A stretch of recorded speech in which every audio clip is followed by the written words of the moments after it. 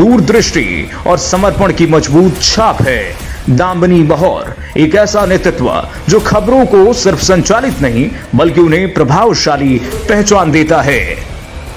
सनातन आस्था के 4 धामों, अनेक शक्तिपीठों और पर्वतराज हिमालय की पुण्य भूमि उत्तराखंड, जहां आस्था हिमालय की वादियों में गूंजती है, जहां प्रकृति और अध्यात्म एक साथ साकार होते हैं और जहां हर यात्रा दिव्यता, अनुभूति और आत्मिक शांति का अद्भुत संगम बन जाती है। इसी दिव्यता का प्रतीक है 4 धाम यात्रा। आज जब लाखों श्रद्धालु इस पावन यात्रा का हिस्सा बन रहे हैं, तब माननीय प्रधानमंत्री श्री नरेंद्र मोदी ने उत्तराखंड आने वाले प्रत्येक श्रद्धालु से 5 आग्रह किए हैं। पहला आग्रह है स्वच्छता का। तीर्थयात्री पवित्र धामों और नदियों को स्वच्छ बनाए रखते हुए यात्रा को सिंगल यूज प्लास्टिक से मुक्त रखने में सहयोग दें। इसी तरह दूसरा आग्रह है प्रकृति और पर्यावरण संरक्षण का, जिसमें सभी श्रद्धालुओं से एक पेड़ माँ के नाम अभियान में सहभागी बनने की अपील की गई है। तीसरा आग्रह एक भारत श्रेष्ठ भारत की भावना के अनुसार अपने सहयात्रियों की सहायता करें। चौथा आग्रह अनुशासन और मर्यादा का। यात्रा सुरक्षित रहे, इसके लिए यातायात नियमों का पालन करें। पांचवा आग्रह वोकल फॉर लोकल, यानी तीर्थयात्री जब उत्तराखंड आए तो यहाँ के मेहनतकश हाथों से तैयार स्थानीय उत्पादों को जरूर खरीदें।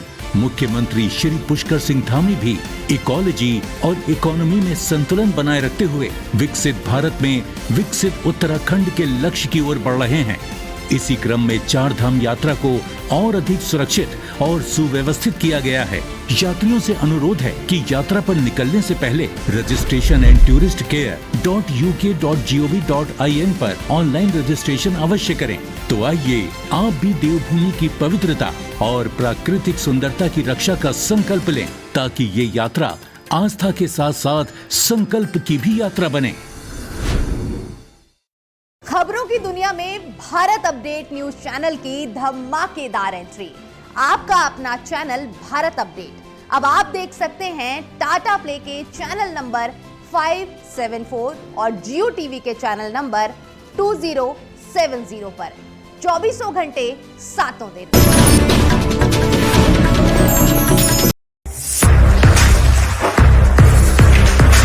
मीडिया की दुनिया में नेतृत्व वही जो सिर्फ संस्थान न बनाए बल्कि एक नई सोच को दिशा दे। ऐसा ही नाम है विवेक पाठक। विवेक पाठक भारत अपडेट के मैनेजिंग डायरेक्टर और एडिटर इन चीफ एक दूरदर्शी मीडिया लीडर के रूप में पहचाने जाते हैं, जिनकी सोच में पत्रकारिता सिर्फ खबरों का प्रसारण नहीं बल्कि समाज के प्रति जवाबदेही का माध्यम है। वर्षों के अनुभव और मजबूत संपादकीय दृष्टि के साथ उन्होंने मीडिया जगत में अपनी विशिष्ट पहचान बनाई है। समाचार की गहराइयां, प्रस्तुति की सटीकता और दर्शकों के विश्वास को केंद्र में रखकर उन्होंने भारत अपडेट को एक मजबूत राष्ट्रीय मंच देने का संकल्प लिया है। उनके नेतृत्व में भारत अपडेट तेज, निष्पक्ष और विश्वसनीय पत्रकारिता की नई परिभाषा गढ़ रहा है।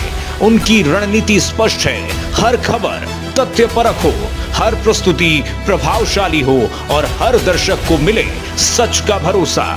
विवेक पाठक का विजन है भारत अपडेट को देश के हर घर तक पहुंचाना और इसे ऐसा समाचार का मंच बनाना जो जनता की आवाज, राष्ट्र की सोच और सच्चाई का सबसे मजबूत माध्यम बने। उनकी अगुवाई में भारत अपडेट सिर्फ एक चैनल नहीं बल्कि भरोसे, निष्पक्षता और नई पत्रकारिता का प्रतीक बन रहा है।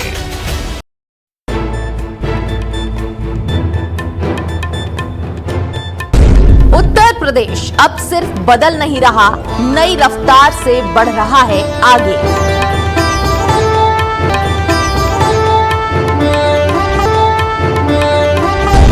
इसी बदलते उत्तर प्रदेश की सबसे बड़ी तस्वीर लेकर आ रहा है Bharat update conclave 2026 Agra edition.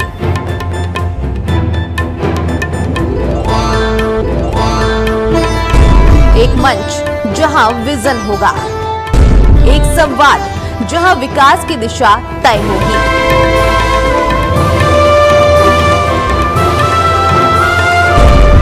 एक कॉन्क्लेव जहां भविष्य की बात होगी।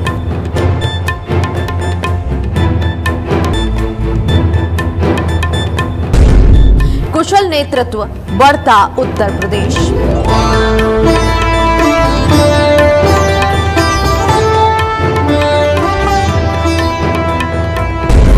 नीति, निवेश, इंफ्रास्ट्रक्चर, रोजगार।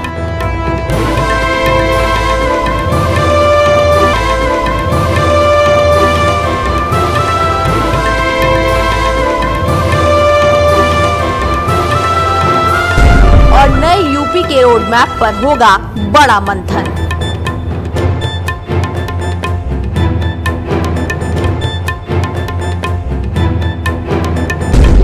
आगरा अब सिर्फ इतिहास का शहर नहीं, विकास की नई सोच का बनने जा रहा है केंद्र।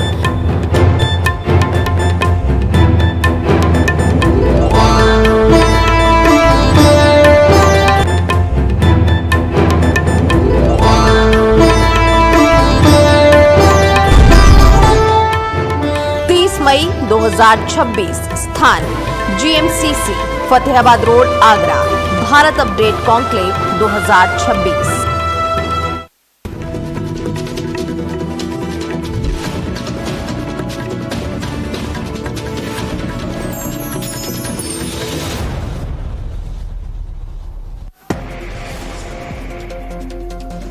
दिल्ली में क्वाड विदेश मंत्रियों की बैठक संपन्न। सप्लाई चेन मजबूत करने पर हुई चर्चा। क्वाड नेताओं ने जारी किया संयुक्त बयान। आतंकवाद के खिलाफ क्वाड देश एकजुट।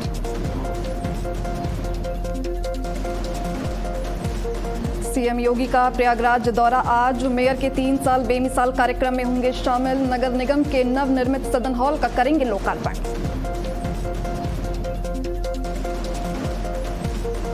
यूपी के डिप्टी सीएम ब्रजेश पाठक का औरैया दौरा आज। अधिकारियों के साथ करेंगे समीक्षा बैठक। विकास योजनाओं को लेकर होगी चर्चा।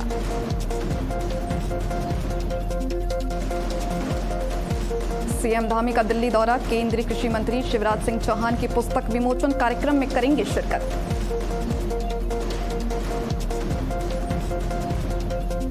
दिल्ली एनसीआर में फिर बढ़े सीएनजी के दाम। सीएनजी 2 रुपए प्रति किलो हुई महंगी। दिल्ली में 83.09 रुपए प्रति किलो हुई सीएनजी।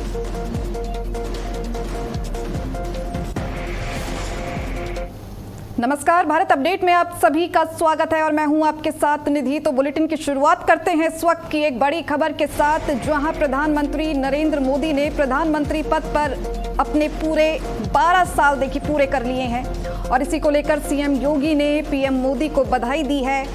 सीएम योगी ने कहा कि प्रधानमंत्री मोदी जी को हार्दिक बधाई। विश्व के सर्वाधिक लोकप्रिय राजनेता हैं पीएम मोदी। प्रधान सेवक के रूप में पीएम मोदी ने 12 साल पूरे किए। विकास और आत्मनिर्भर भारत को नई रफ्तार मिली। तो सीएम योगी ने पीएम मोदी को बधाई देते हुए कहा कि प्रधानमंत्री मोदी जी को हार्दिक बधाई। विश्व के सर्वाधिक लोकप्रिय राजनेता हैं पीएम मोदी। प्रधान सेवक के रूप में पीएम मोदी ने 12 साल पूरे किए। विकास और आत्मनिर्भर भारत को नई गति मिली। तो देखिए, प्रधानमंत्री नरेंद्र मोदी ने प्रधानमंत्री पद पर अपने 12 साल पूरे कर लिए हैं और इस खास मौके पर सीएम योगी ने पीएम मोदी को बधाई दी।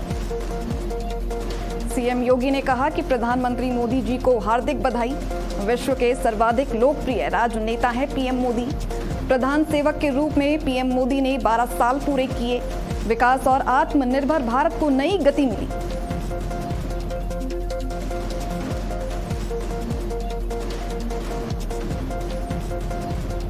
तो ये बड़ी खबर आपको बता रही है, जहां प्रधानमंत्री नरेंद्र मोदी ने प्रधानमंत्री पद पर अपने 12 साल पूरे कर लिए हैं और इस खास मौके पर सीएम योगी ने पीएम मोदी को बधाई दी है। सीएम योगी ने कहा कि विश्व के सर्वाधिक लोकप्रिय राजनेता हैं पीएम मोदी। प्रधान सेवक के रूप में पीएम मोदी ने 12 साल पूरे किए। विकास और आत्मनिर्भर भारत को नई रफ्तार मिली। सीएम योगी का कहना है कि पीएम मोदी के नेतृत्व में लगातार देश को विकास और आत्मनिर्भर भारत को देखिए एक नई रफ्तार मिली।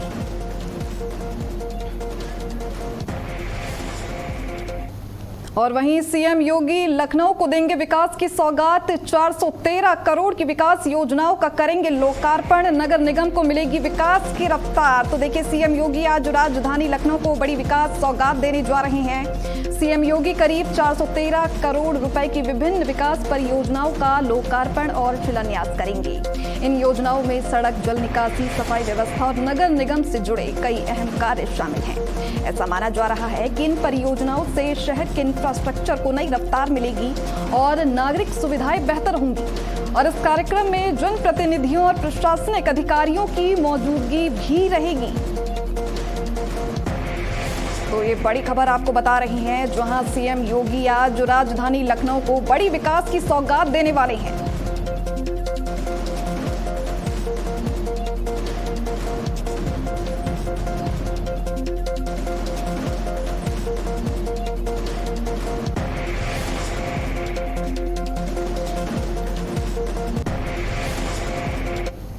और वहीं आज जो सीएम योगी का प्रयागराज दौरा होने वाला है, मेयर के 3 साल बेमिसाल कार्यक्रम में सीएम योगी शामिल होंगे। नगर निगम के नवनिर्मित सदन हॉल का लोकार्पण भी करेंगे सीएम योगी और इसी के साथ नए आधिकारिक लोगों का भी अनावरण किया जाएगा। तो आज सीएम योगी का प्रयागराज दौरा होने वाला है और इस दौरे के दौरान वो मेयर के 3 साल बेमिसाल कार्यक्रम में शामिल होंगे और इसी के साथ नगर निगम के नवनिर्मित सदन हॉल का लोकार्पण भी करेंगे सीएम योगी और वहीं नए आधिकारिक लोगों का भी अनावरण किया जाएगा।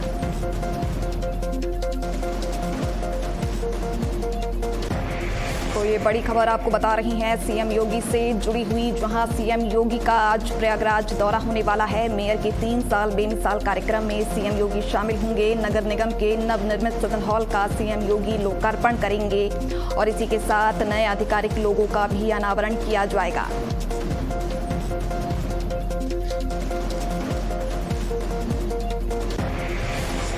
तो बड़ी खबर सीएम योगी से जुड़ी हुई, जहां सीएम योगी आज प्रयागराज दौरे पर जाने वाले हैं।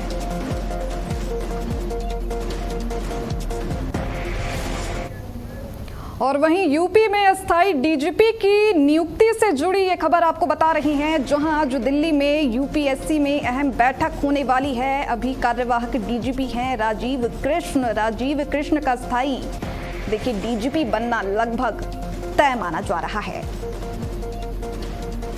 तो ये बड़ी खबर यूपीएससी को लेकर, जहां यूपी में अस्थायी डीजीपी की नियुक्ति से जुड़ी हुई ये खबर आपको बता रही हैं। आज दिल्ली में यूपीएससी में अहम बैठक होने वाली है, जिसमें राजीव कृष्ण का अस्थायी डीजीपी बनना देखिए लगभग तय माना जा रहा है।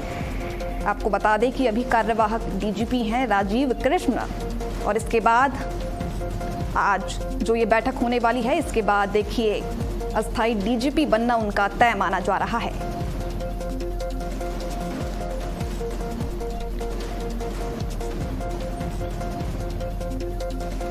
तो ये बड़ी खबर यूपी में अस्थायी डीजीपी की नियुक्ति को लेकर ये खबर सामने आ रही है, जहां आज दिल्ली में यूपीएससी में एक अहम बैठक होने वाली है और इस बैठक में देखिए ये फैसला लिया जा सकता है, जहां राजीव कृष्ण का अस्थायी डीजीपी बनना तय माना जा रहा है। अभी कार्यवाहक डीजीपी हैं राजीव कृष्ण और इस बैठक के बाद उनका अस्थायी डीजीपी बनना लगभग तय माना जा रहा है।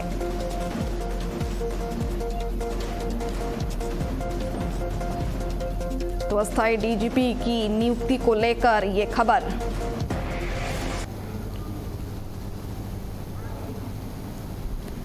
तो इसी खबर पर और अधिक जानकारी के लिए हमारे संवाददाता आलोक दीक्षित हमारे साथ जुड़ चुके हैं। तो आलोक, देखिए यूपी में ये जो बैठक आज होने वाली है, इसमें राजीव कृष्ण का देखिए अस्थायी डीजीपी बनना लगभग तय माना जा रहा है, तो इसको लेकर क्या कुछ जानकारी सामने आ रही है?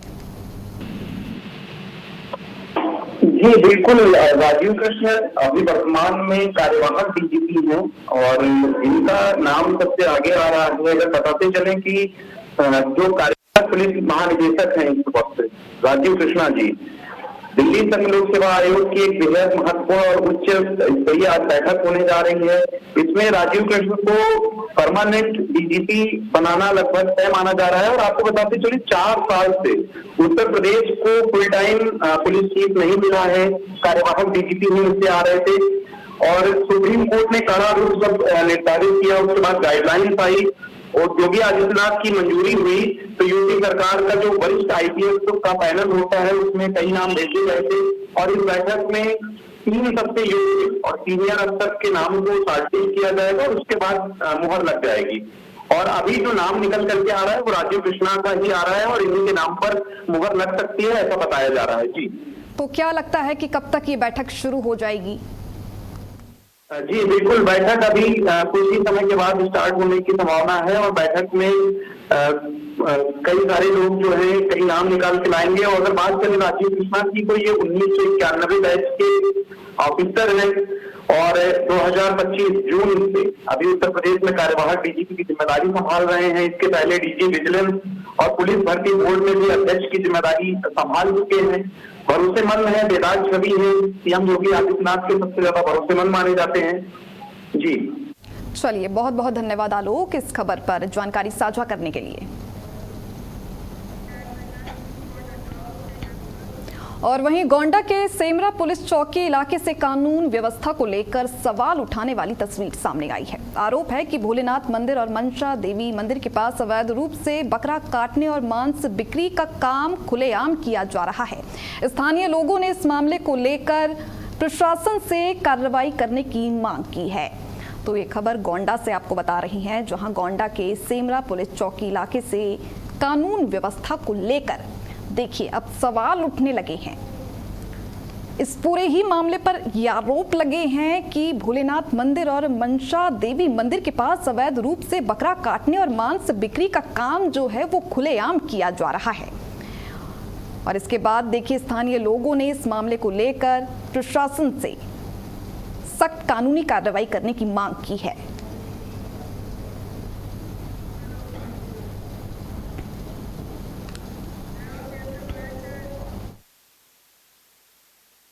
नहीं, सरकार ने तो मना करके रखा है कि मंदिरों के अगल बगल भी जो है मीट वगैरह नहीं बननी चाहिए। और जो त्योहार होते हैं जैसे बड़ा मंगल हो गया, आपका ये हमारा जो है शिव जी का जो है पर्व चल रहा है, मलमास चल रहा है, और जो है मंदिरों के अगल बगल जो है खुली मीट न बिकने पाए।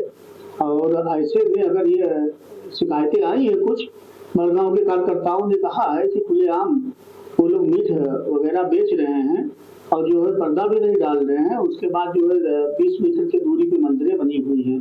इधर 20 मीटर की दूरी पर शंकर जी की मंदिर बनी हुई है, पीछे जो है कौड़ा खैरा भवानी भी उसी रास्ते लोग जाते हैं, मनसा देवी मंदिर भी है, रेलवे कॉलोनी भी है। ऐसे लोगों को शिकायत आई है कि उसमें दिक्कत हो रही है।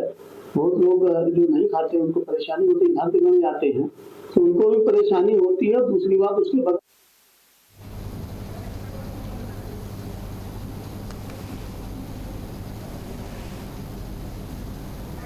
तो देखिए गोंडा के सेमरा पुलिस चौकी इलाके से ये कानून व्यवस्था को लेकर देखिए सवाल उठाने वाली ये तस्वीर सामने आई है। आरोप लगा है कि भोलेनाथ मंदिर और मनसा देवी मंदिर के पास अवैध रूप से बकरा काटने और मांस बिक्री का काम जो है वो खुलेआम किया जा रहा है। और इसके बाद स्थानीय लोगों ने इस मामले को लेकर प्रशासन से कार्रवाई करने की मांग की है।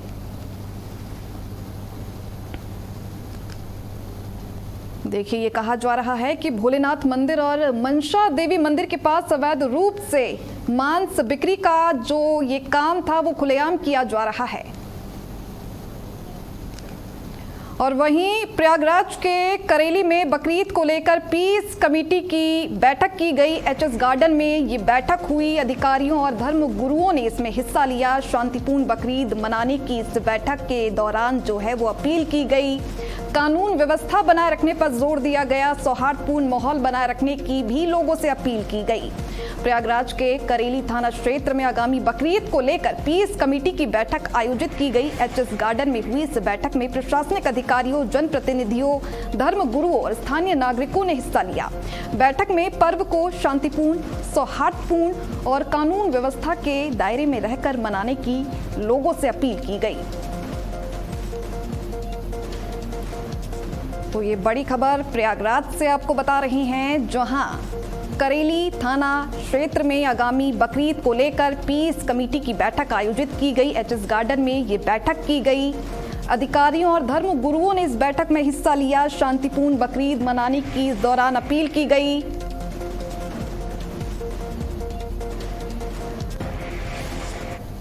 और वहीं बांदा में शांति समिति की अहम बैठक की गई। त्योहारों को शांतिपूर्ण मनाने पर जोर दिया गया। डीएम एसपी ने धर्म गुरुओं के साथ देखिए चर्चा की। नई परंपरा शुरू करने पर रोक की अपील की गई और इसी के साथ अफवाहों से बचने की प्रशासन की सलाह है। देखिए, लोगों को सोशल मीडिया पर भड़काऊ पोस्ट पर कार्रवाई की जाएगी। बांदा में आगामी पर्व को शांतिपूर्ण और सौहार्दपूर्ण माहौल में बनाने के उद्देश्य से शांति समिति की बैठक आयोजित की गई। बैठक में जिलाधिकारी और पुलिस अधीक्षक ने धर्म गुरु और विभिन्न संगठनों के साथ चर्चा की। अधिकारियों ने कानून व्यवस्था बनाए रखने, बिना अनुमति नई धार्मिक परंपरा शुरू न करने और अफवाहों से बचने की अपील की और इसी के साथ सोशल मीडिया पर सांप्रदायिक सौहार्द बिगाड़ने वालों के खिलाफ कड़ी कार्रवाई की चेतावनी भी दी गई।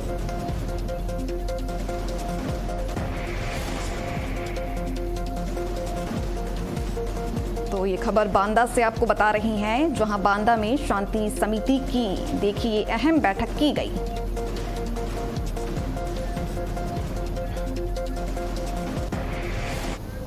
और वहीं कानपुर की रेल बाजार पुलिस ने महज 24 घंटे के अंदर मूक बधिर युवक से लूट के मामले का खुलासा करते हुए आरोपी ऑटो चालक को गिरफ्तार कर लिया है। पुलिस ने गिरफ्तार आरोपी से पूछताछ कर मामले की जांच शुरू कर दी।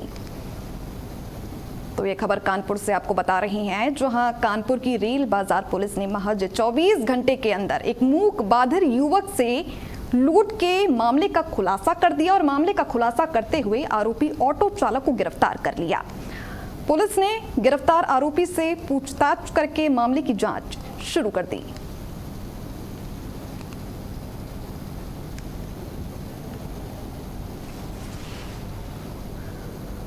तो देखिए, एक मूक बधिर युवक से लूट की गई थी और इस लूट का आरोप जो है देखिए ऑटो चालक पर लगा था और पुलिस ने देखिए इस मामले का महज 24 घंटे के अंदर खुलासा कर दिया और आरोपी ऑटो चालक को गिरफ्तार कर लिया।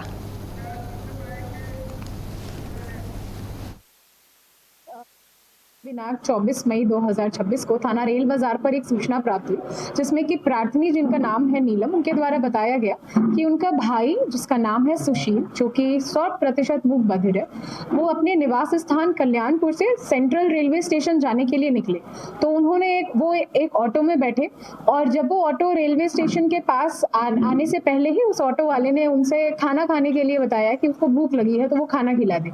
तो मानवीयता से सुशील ने ऑटो वाले को खाना भी खिलाया और उसके बाद ऑटो वाला उनको गेट नंबर 3 के पास ना ले जाकर उनको आगे एक और सुनसान जगह पर लेकर गया, जहां उस ऑटो वाले ने इसके साथ लूट की घटना करी।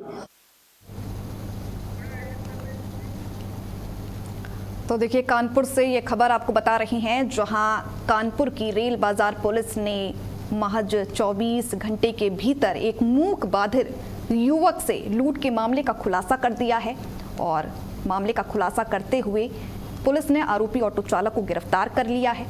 पुलिस ने गिरफ्तार आरोपी से देखिए पूछताछ की और इसके बाद पुलिस जो है इस पूरे ही मामले की जांच में जुटी हुई है।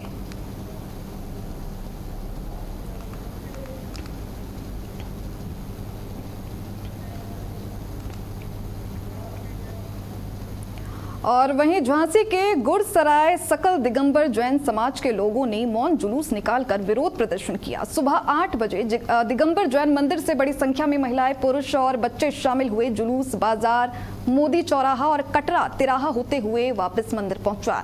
बताया जा रहा है कि मध्य प्रदेश के रीवा जिले में पद विहार कर रही 2 दिगंबर जैन साध्वियों को एक ट्रक ने टक्कर मार दी थी, जिसमें दोनों की मरण समाधि हो गई।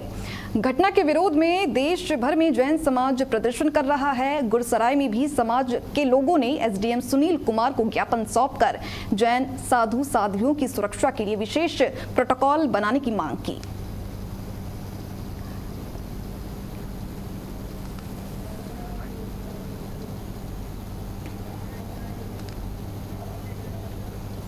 और वहीं बालाघाट जिले के लामता थाना क्षेत्र में हुए सनसनीखेज अंधे कत्ल का पुलिस ने खुलासा करते हुए 2 आरोपियों को गिरफ्तार कर लिया है। पुलिस अधीक्षक आदित्य मिश्रा ने बताया कि मृतक सुरेंद्र मंडावी के गांव की एक महिला से अवैध संबंध थे।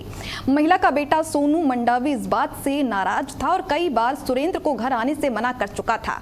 बावजूद इसके सुरेंद्र का आना जाना जारी रहा। इसी रंजिश में सोनू ने अपने साथी मिथुन सयाम के साथ मिलकर हत्या की साजिश रची। 19 और 20 मई की रात दोनों आरोपियों ने खेत की मेड़ पर घात लगाकर कुल्हाड़ियों से सुरेंद्र पर ताबड़तोड़ हमला कर दिया, जिससे उसकी मौके पर ही मौत हो गई। पुलिस ने हत्या में इस्तेमाल कुल्हाड़ियां, कपड़े और अन्य साक्ष्य बरामद कर दोनों आरोपियों को जेल भेज दिया।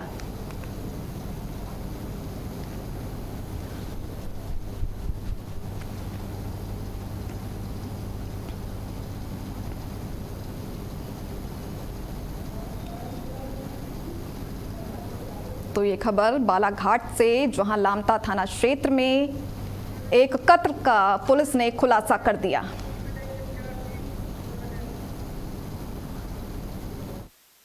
के साथ इसके घटना कारित करूंगा तो स्पॉट बीच खेत का नहीं होता या बीच तालाब के पास नहीं होता, वो घर के आसपास कहीं मिलता। पर जो घटना स्थल है वो क्योंकि तालाब से और घर के बीच वाले खेत में है, तो ये कहा जा सकता है कि प्री मेडिटेटेड था, तैयारी के साथ थे। वरना 2 कुल्हाड़ी रखना घर में, अगर ऐसा होता तो भाई घर में आप चाकू से घटना करेंगे या अगर होगा तो 1 कुल्हाड़ी से करेंगे, पर लगातार वार करना। और जैसे आप देख रहे हैं कि पीछे से पीठ में पहला जो मेजर इंजरी है पीठ में और सर में है, तो मुझे लगता है कि पहले से बैठे हुए थे, जब इसको जाता हुआ देखा तो इस पे ऊपर वार किया है। और इसी बीच इंदौर से सामने आए हनी ट्रैप और ब्लैकमेलिंग मामले में इंदौर क्राइम ब्रांच ने बड़ी कार्रवाई करते हुए 7 आरोपियों को गिरफ्तार करके कोर्ट में पेश किया, जहां से सभी को न्यायिक हिरासत में जेल भेज दिया गया। पुलिस की जांच में हनी ट्रैप 2 नेटवर्क का खुलासा हुआ है। पुलिस ने गिरफ्तार आरोपियों से पूछताछ कर मामले की जांच शुरू कर दी। तो देखिए, इंदौर से हनी ट्रैप और ब्लैकमेलिंग का ये मामला सामने आया था, जहां इस मामले में इंदौर क्राइम ब्रांच ने एक बड़ी कार्रवाई की और 7 आरोपियों को गिरफ्तार करके कोर्ट में पेश किया, जहां से सभी को न्यायिक हिरासत में जेल भेज दिया गया। पुलिस की जांच में हनी ट्रैप 2 नेटवर्क का खुलासा हुआ है। पुलिस ने गिरफ्तार आरोपियों से पूछताछ करके मामले की जांच शुरू कर दी।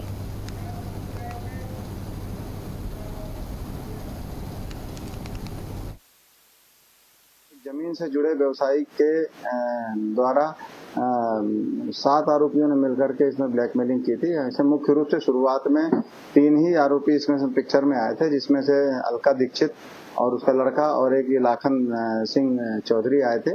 इन लोगों ने सबने मिलकर के एक प्लान ये बनाया था कि इसमें जो है कि किसी बड़े बिल्डर को या व्यवसायी को हम सबसे पहले अपने दोस्ती बढ़ाएंगे, परिचय बढ़ा करके फिर उससे जो है हम बिजनेस में पार्टनरशिप की बात करेंगे। पार्टनरशिप की बात सक्सेसफुल नहीं होने पर हम इसमें उनके खिलाफ ब्लैकमेलिंग करने की कोशिश करेंगे। इसी प्लानिंग के तहत इन तीनों लोगों ने पहले उनके साथ पार्टनरशिप की बात की, और जब उसको मालूम पड़ा कि अलका दीक्षित पहले से ही बहुत सारे फ्रॉड और बहुत सारे आपराधिक मामलों की आरोपी है, तब इन्होंने उससे इनकार कर दिया। उसको समझ में आ गया कि ये कहीं ना कहीं मेरे साथ धोखाधड़ी होने वाली है। तब उसने मना किया। मना करते ही उन्होंने जो है इन आरोपी पक्ष ने इसको धमकी दी कि यदि आप 1 करोड़ रुपए नहीं दोगे तो आप को समाज में रहने नहीं देंगे। आपके हमारे पास फोटो वीडियो भी हैं और हम इसमें जो है आपको एक्सपोज कर देंगे, और ऊपर से इनके परिवार को भी जान से मारने की धमकी दी, जिस पर से मामले की गंभीरता को देखते हुए तत्काल प्रकरण भी कायम किया गया और रात में ही कई आरोपियों को उठाया गया। इस पर से अभी तक हमने इस प्रकरण में टोटल 7 आरोपियों की गिरफ्तारी की है। उनके पुलिस रिमांड लिया जाकर उनसे पूछताछ की जा चुकी है। अब वो वर्तमान में जुडिशियल रिमांड पर भेजे गए हैं। इसमें प्रकरण में अब आगे की कार्रवाई जो भी टेक्निकल डेटा है वो इकट्ठा किया जा रहा है, और इसमें जो मोबाइल हैं उनको फोरेंसिक लैब भेजा जाएगा, ताकि इसमें अगर और भी कोई कंटेंट हो, किसी और से भी ब्लैकमेलिंग करने की का कोई प्रयास किया गया हो, तो वो चीज एक्सपोज हो सके। तो फिलहाल के लिए इसी के साथ बस इतना ही। बाकी ऐसे ही तमाम देश और दुनिया की खबरों के लिए आप बने रहिए भारत अपडेट के साथ। नमस्कार।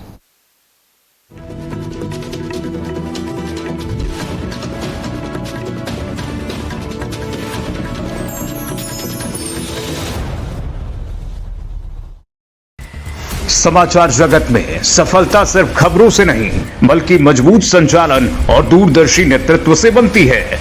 दामिनी महौर, भारत अपडेट की डायरेक्टर न्यूज ऑपरेशंस, जो हर दिन चैनल की रफ्तार को नई दिशा देती हैं। न्यूज ऑपरेशंस की हर बारीकी पर उनकी गहरी पकड़ और निर्णयों में उनकी सटीकता भारत अपडेट को विश्वसनीयता की नई ऊंचाइयों तक ले जा रही हैं। समन्वय, अनुशासन और नेतृत्व, इन तीनों का अद्भुत संगम है दामिनी महौर। उनकी कार्यशैली सिर्फ प्रबंधन नहीं बल्कि पूरी टीम के लिए प्रेरणा है। आज भारत अपडेट की सफलता में उनकी मेहनत, दूरदृष्टि और समर्पण की मजबूत छाप है। दामिनी महौर एक ऐसा नेतृत्व जो खबरों को सिर्फ संचालित नहीं बल्कि उन्हें प्रभावशाली पहचान देता है। IIMT University, transforming education system, transforming lives. O Pocket, Ganganagar, Mawana Road, Meerut. खबर अब सिर्फ स्टूडियो तक सीमित नहीं होगी।